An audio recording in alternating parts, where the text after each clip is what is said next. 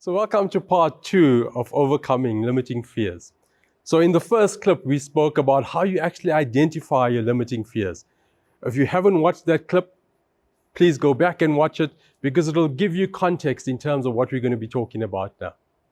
In this clip, we're going to be talking about exercises and exactly how you overcome those limiting fears. And to start off with, you need to understand that your fears are related to an event or a situation. So whenever you start to work with your limiting fears, you have to bring in mind the goal and the objective that you're trying to achieve. And ask yourself the question whether that is a nice to have goal or whether it's a must-have goal. You see, the more you work with must-haves, the more you have an impetus to want to change and overcome that fear. Because that's just how the mind works. You see, the mind does not like to overwork itself for things that have no value. But when you start to believe that this is a must-have, you're now working with the challenge of overcoming that fear. So once you understand the goal that you're working with, ask yourself these questions. And the first one is, what am I actually scared of? What actually scares me when I think about this goal? And let's talk about the example of applying for a job or seeking a promotion. What about it actually makes me scared? And then look at what the potential opportunities are. You see, the stuff that makes you scared may be that if I fail, people will get to know about it. I become a failure in somebody else's eyes.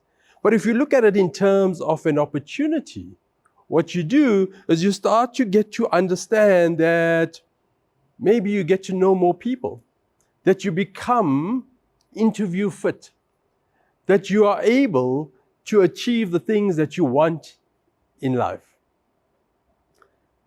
The third question that you need to ask yourself is, if I don't achieve this, if I don't overcome this fear, what does it actually rob me of? And that question is a vital question in terms of the way our minds work and our mindset. You see, the more you understand what you're being robbed of, and the words that I use are very deliberate, because it talks about taking stuff away from you. You see, when you understand what you're robbed of, it could be financially, it could be in terms of love, it could be a better life for your family and for your kids. That's what's been taken away from you. And then you ask yourself, the question is, if I overcome this fear, what would my life actually look like? What would be different in my life? Now, you see, when I speak about what it robs me of, and when I speak about how my life could be different, I'm actually playing with two different concepts. You see, we only shift and change for one of two reasons. And the first reason is for pleasure. Our mind will force us to do things for the sake of gaining pleasure.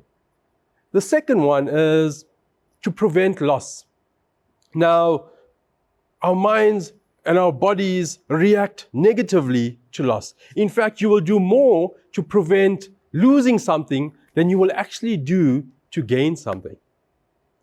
You see, when you understand this and when you work with this perspective, you're giving yourself a reason for being.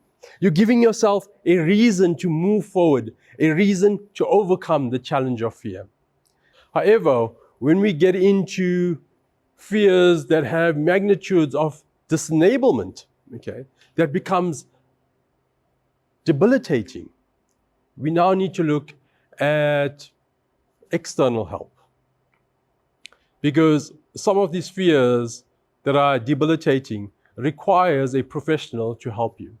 So if you're struggling with a fear that is debilitating, stuff that doesn't allow you to move out your house, where you experience panic attacks, those types of fears require a therapist or a professional, a mental health professional. So I ask you and advise you for those types of scenarios to actually seek the help of a professional.